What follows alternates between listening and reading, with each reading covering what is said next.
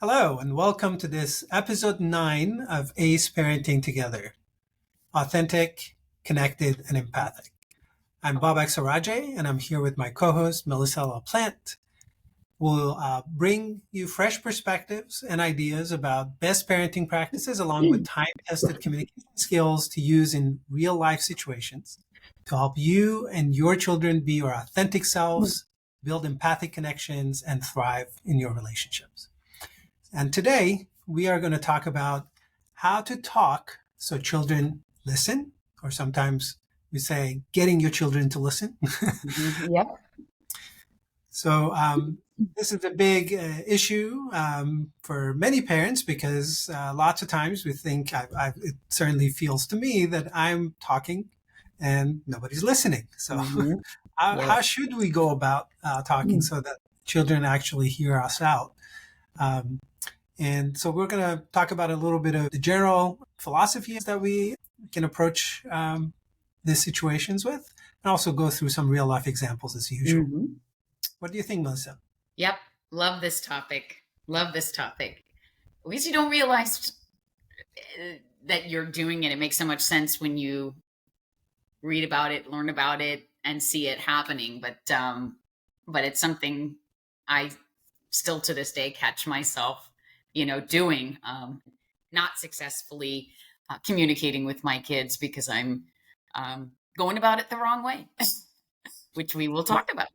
Right, exactly. So the wrong way usually means we are, instead of talking so that we are clear in our message, what we need, what is actually happening, what there may be a problem with, we are sending you messages, right?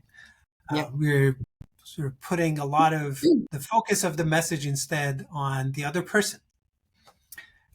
Let's say, I don't know, I come in and I see that something's out of order. If I go and say, hey, you put this here and you don't care about this and you always do this and you always do that, then all of these are basically putting roadblocks on that Yep. communication channel. Um, they may even be true. I mean, of course, there's a lot of hyperbole that goes into these you messages because, Sure. things like you always do this, you always do that. Yeah. These are just a way of expressing my frustration, but hmm putting the load entirely on the other person instead of actually saying what I feel. hmm Yeah. And also, using you is in a general way to, like you said, place the blame on the other person. Right.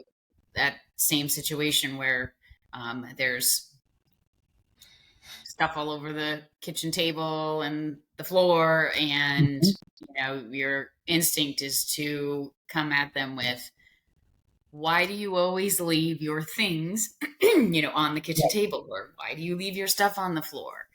Right. And that's that you statement where you're placing the blame on the child. That's not to say that your child isn't responsible for that behavior, but by pinning them down with judgment and approaching them in an attack mode, you're less likely to change a behavior that is unacceptable to you. Right. That's true. Right. I mean, when the focus is so much on expressing these messages about the other person, maybe even ordering them to do something or threatening them or moralizing them, blaming them, as you said, and so on.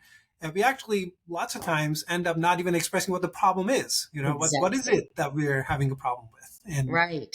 becomes really it's a very unfocused, like not clear message, right, about Yes.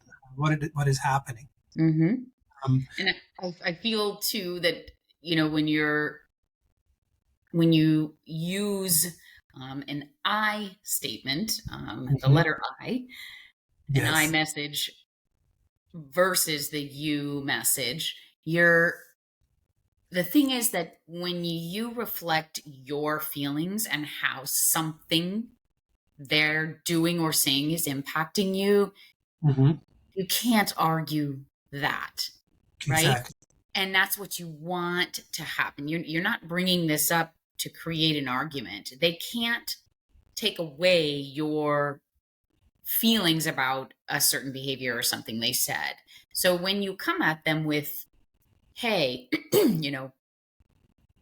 when this happens, I feel this Mm-hmm. way. So, when your things are all over the kitchen table and on the floor in the kitchen, I end up having to clean it up, and then I start dinner later than I want to. Right. Right. So Exactly. that's on me. And you're more likely when you present it that way to get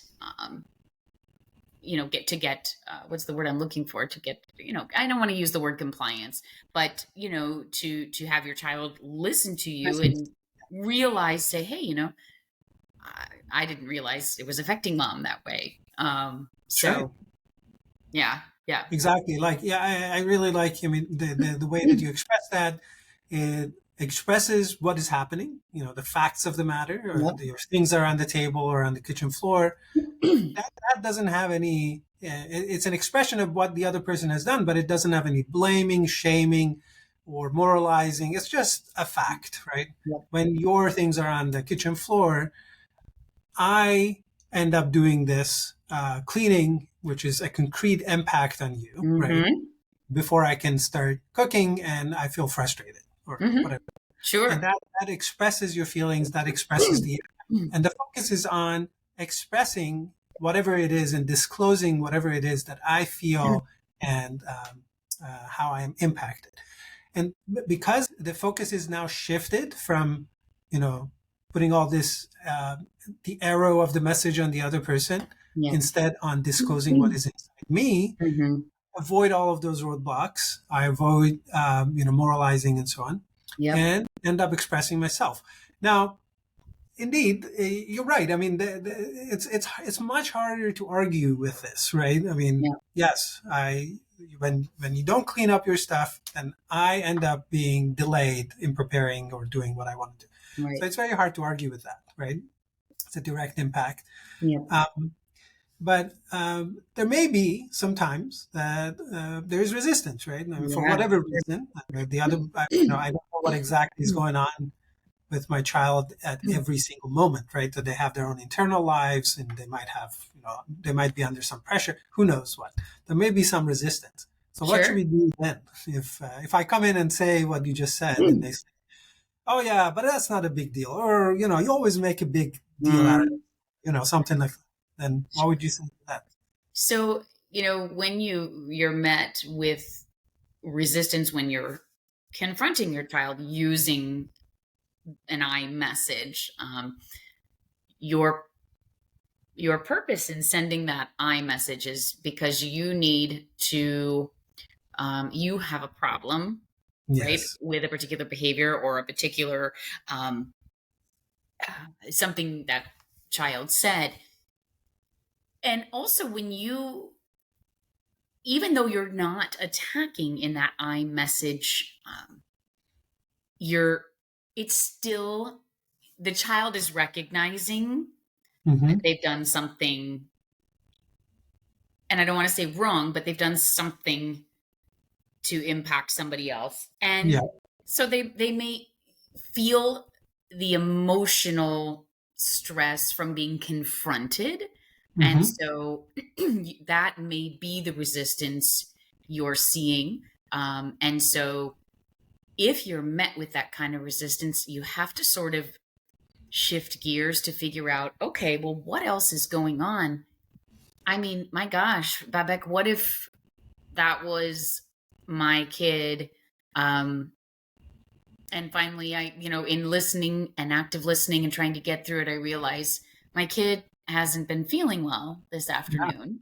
Right. And then I walk over to them and put my arm around them and realize they're feeling warm. And all of a sudden, it's beginning to make sense that this is not a great time to be addressing this if my child is not feeling well, right? So that's just one instance of where you may get resistance.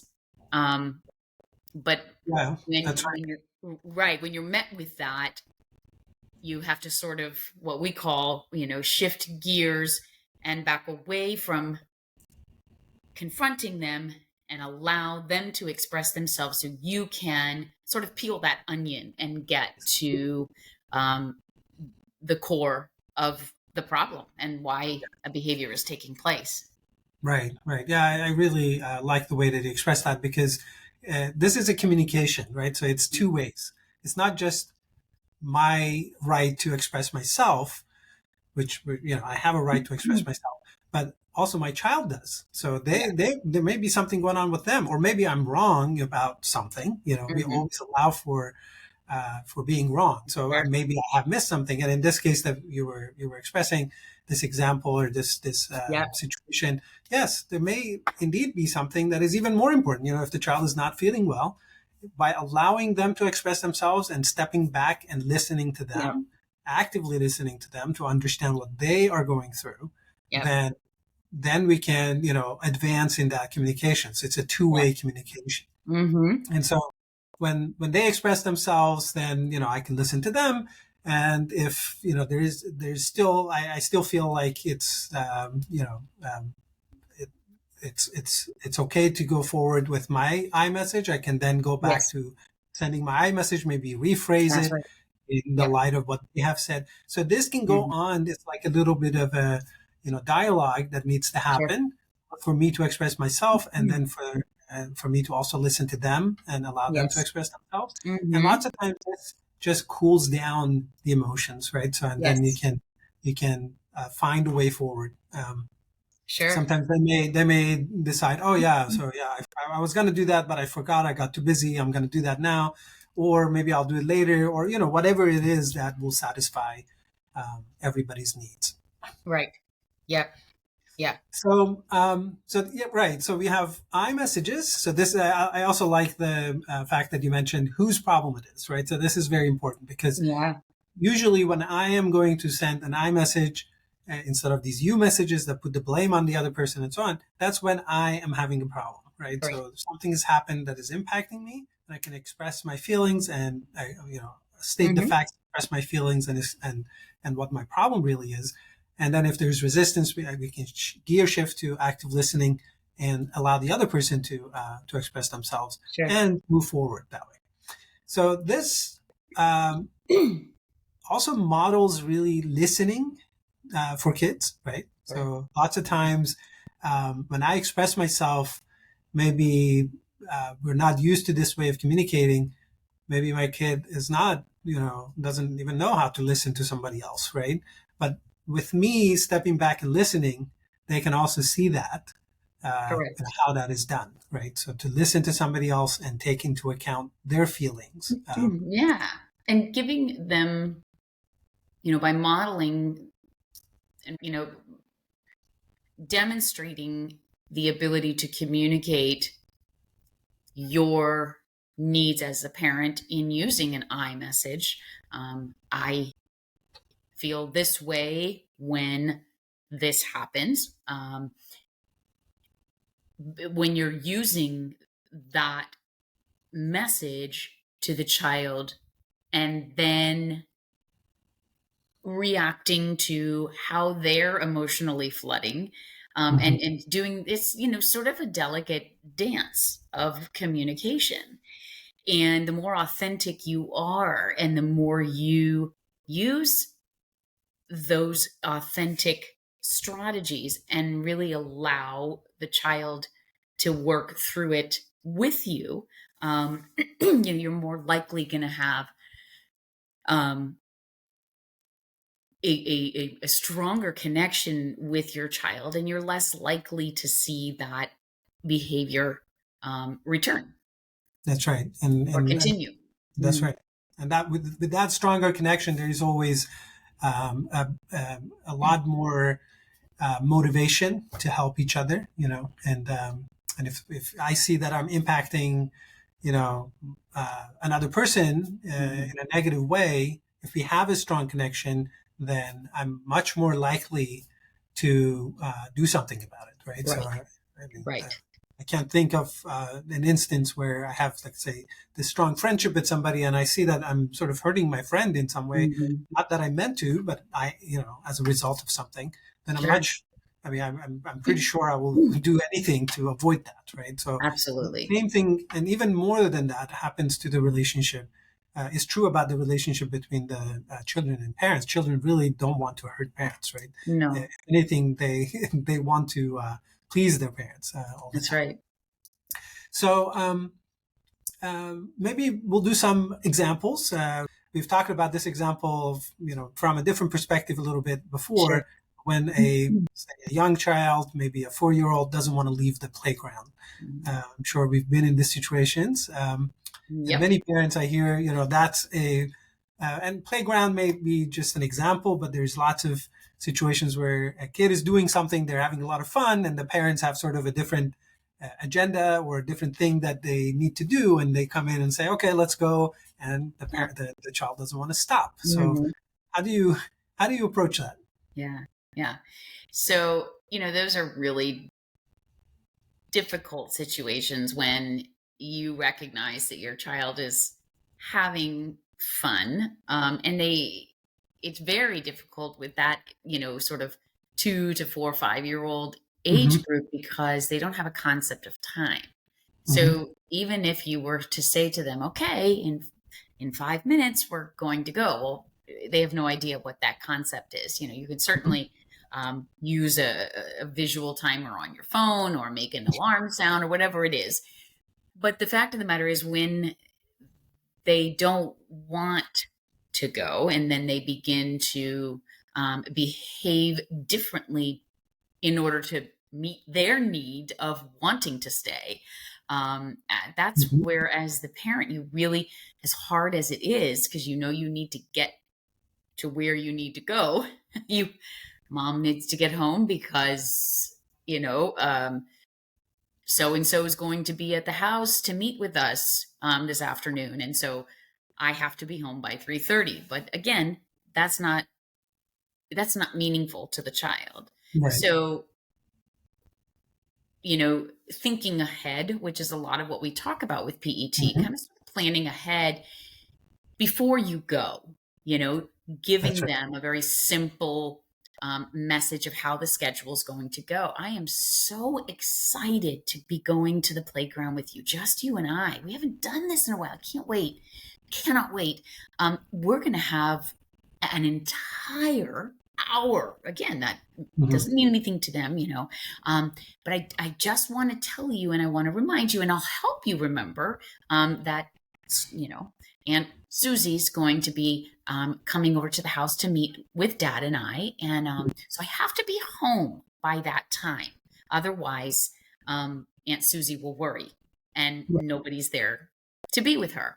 And so you're talking about that even before you go.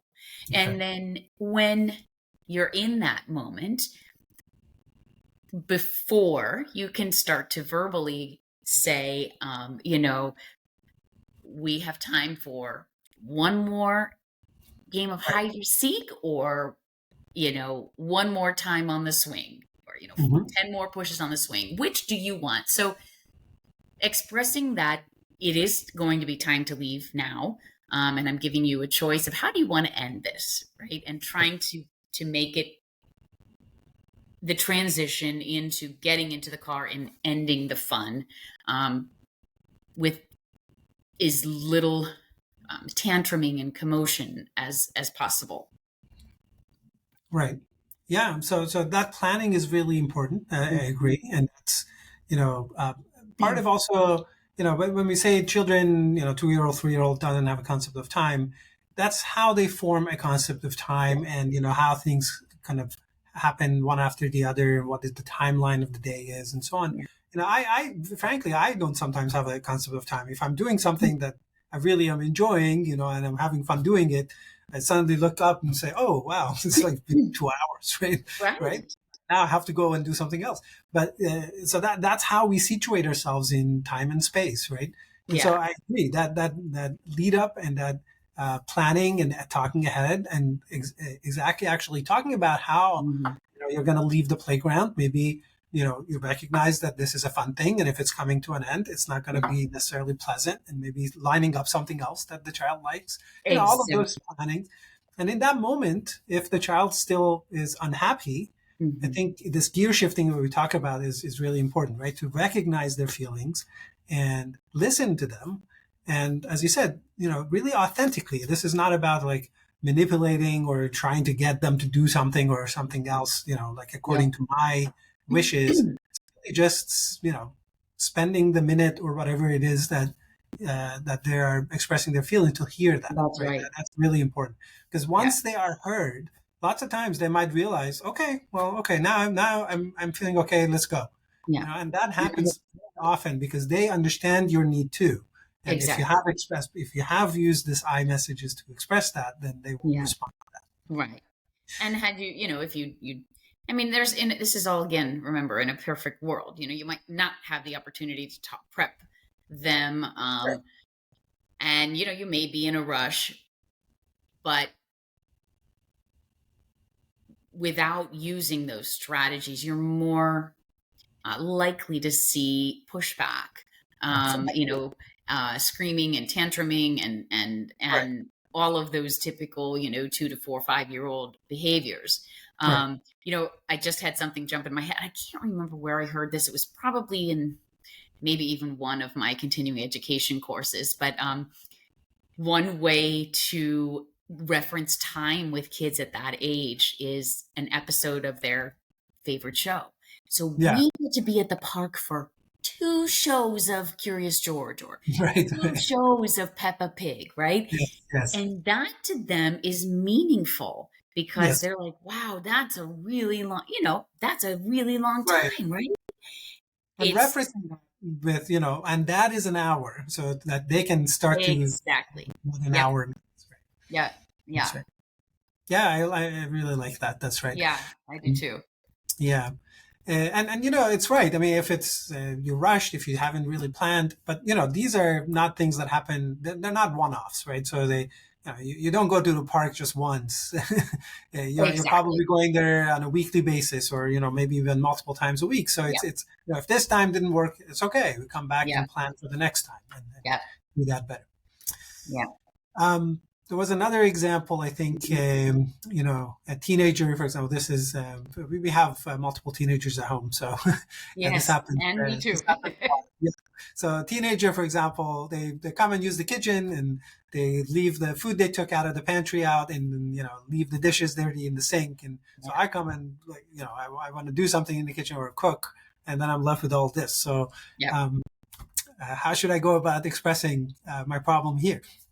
Yeah. So it's funny that you mentioned just that because that was happening this evening just before I met up with you. We were doing a quick dinner because my son was going to go off to soccer practice. My husband was going to drive him. And so when he finished, he was already on I got to get my equipment together and I got to get my cleats and my thing, and he left and threw everything on the sink. And so I had to, even though I knew he was on to the next thing, I had to say, when you leave your dishes in the sink and then leave for practice, I feel like you're sending me the message that I have to clean it up, and that makes more work for me. And I cooked dinner, so I worked, so I'm a little tired. So I feel frustrated, and I feel like you're using me to clean up because you have to go to the next place, And he said, no, I'll do it. I'll do it when I come back. And tonight, I was fine with that because it's the end of the day, Right? And nobody's coming over, and they indeed need to get out the door to get to practice on time. So I said, okay. I understand you're trying to leave now and you don't want to be late. So I understand. He said, thank you so much for telling me that you are going to do it, when you get back from practice. And then if it doesn't happen, then my job is not to remind him, but just to send him another iMessage, Exactly. Hey, I really need you to make sure those dishes in the sink go in the dishwasher before you go to bed tonight. So that would, So yeah, so that's kind of a situation where, it's important to say, you express your needs, right? And, sometimes I think parents get into this situation where they do that. And then the child says, for example, no, I'm going to do it at the end of the day. And they feel like, no, I have to teach them a lesson right now, right here. You have to do it right now, because otherwise, you don't learn to be responsible, whatever it is that is going through uh, our minds as yeah, parents, because and, we want them to be responsible. But the point is that that's not our job to teach them right now, right here. yeah, Really, the way that they learn responsibility is to see how that affects themselves, it affects other yeah, people, what is the actual consequences of their actions. yeah, And by expressing your feelings and expressing the problem, then they see that, right? And they yeah. come up with a solution. So I like the way that you describe, he came up with a solution, and that solution was acceptable to you, It at least, was at least instinctively. I kind of wanted to be like, dude, it'll take you do it 30, now, right? 30 seconds, buddy. In my head, I'm like literally, you rinse it off and put it in the thing. Right. But that's my judgment. That's Exactly. my thinking, and it's not Exactly. his. And That's right. so I would rather have him work on his time frame as long as it is not impacting my needs. And it wasn't, as long as those dishes by the end of the day Exactly. That's end up right. in the dishwasher. Right. And if it is impacting you, that it doesn't work for you for him to come back and do it at the end of the day, you can still express that, right? No, this is not going Absolutely. to work because Yep. we need the kitchen for this purpose or Yes. other, right? Right. I want to start the dishwasher while you're gone. Exactly. Exactly. So, Something like that. Yeah. yep. So it's important not to be sort of in this preaching, Yep. mode or teaching mode, whatever it is. That's right. And we want to teach this lesson to you right now because that's Exactly. not really our job, right? Our No. job is not to preach. No. If there is a value that we care about, and maybe we should talk about that, our job is to model that value and maybe share that value and talk Sure. about it, not in a moment of conflict, but Right. in a moment that, everybody's receptive to sharing. So Sure. that's actually another thing that I wanted to maybe end with Yeah. is that sometimes when we talk about these things, there's all of these other things mixed up, like our fears about what happened to, to our kids when they grow up. Are they going to be responsible? Are they going to be, paying attention to their environment and, Mhm. be considerate, take other people's feelings into account, Yeah. or be on time, or, all this stuff Yeah. that parents worry about, of course. And, those are separate from our needs, right? Those are values maybe we care about or we are concerned about the impact on the child in the future. And I was talking to you about this before, how these values get mixed up. And so we kind of want to solve everything together or address everything together. Sure. But an iMessage is not about a value, right? It's about an impact on me, a problem I'm having right now, and not necessarily, burdening the situation with all these other values and judgments. Yep. Yeah. I think, and as I'm listening to you say that, I'm thinking, yes, that's so true. Because, for example, unless my kid comes to me and says, hey, and my kids they do this regularly, especially my son, he's really learning how to do more of his laundry, Mhm. on his own. And also, like, he knows if I'm not home and he got home from practice and got a stain on his uniform or whatever, he knows how to, treat the stain with all the stuff. Right. But he asked me that. The same goes with the dishes, how my kids load the dishwasher or how my husband loads it might not be the way I do it. And there's that values, kind of like, well, that's not how I do it, but whatever. Same thing with if he came to me and say, hey, I noticed how you load the dishwasher. It looks pretty efficient. Can you show me like what your strategy is? Otherwise, unless I see something that could possibly not survive the dishwasher or break, I'm going to let them figure it out, because Yeah, if they need me, they will ask. that's We right. have a tendency to want to jump in and, like you said, make everything about that teachable moment. Right. But then that's putting so much of our perspective and judgment on the situation. That's right. Yeah, and in those situations, like you said, they can do their own trials and errors and learn from their own experiences and so on. Mhm. And if I really know about a much more efficient way, that at least in my mind objectively is better, or something of that sort, maybe I can share it. But it's really a sharing, right? So I have to say, I do say this. Hey, I've noticed that when you do the laundry, this thing is happening. Yeah. Would you like? Are you interested in something else, or how I do it? Mm-hmm. And if they say no, I stop, right? I mean, Mm-hmm. they're not interested. Okay. That's it. I did my intro and I pitched my idea and they Yeah, said no, right? absolutely. And sometimes, whatever reason, maybe they're busy or whatever. Yeah. And sometimes they come back and say, okay, yeah, what was it? Yeah. Then I can share, right? And then I leave the decision to them. It's so funny, Babek, and we didn't even talk about this earlier, but I have to interject because you're sparking a couple of things from, we are just coming off of Thanksgiving Yes. week last week, and being on vacation and being with family. And when Mhm. we were traveling, so my son he's completed his orthodontics, but he has his retainer that he has to wear at night, Mhm. forever. And I am just in the process over the past couple months starting my own orthodontics with Invisalign. Right. There's a point to me bringing this up. So we stayed, when we were driving home, we stopped halfway from North Carolina. We stayed in a hotel, same place we usually do as our halfway point. And Yeah. I was doing my night routine, and my kids were sitting on their bed, and he was watching. And for the longest time, I was, doing the typical. I was on his case about cleaning his retainer. Like, it's disgusting, right? And but so what I was doing was just going through my normal routine, and I have this little travel pod cleaner. You put the little Mhm. drop in there, and you turn the machine on, and in 10 minutes it Yeah. disinfects or whatever.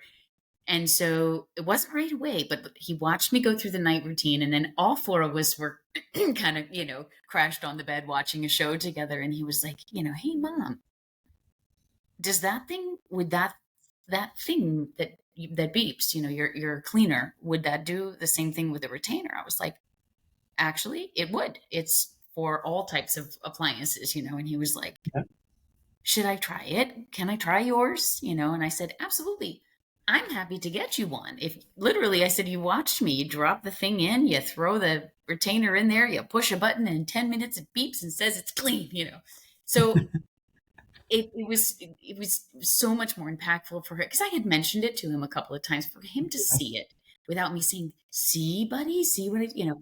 Right. So you sparked that moment of, gosh, so much of what we do and model is more impactful than anything we say to them. Absolutely. That's right.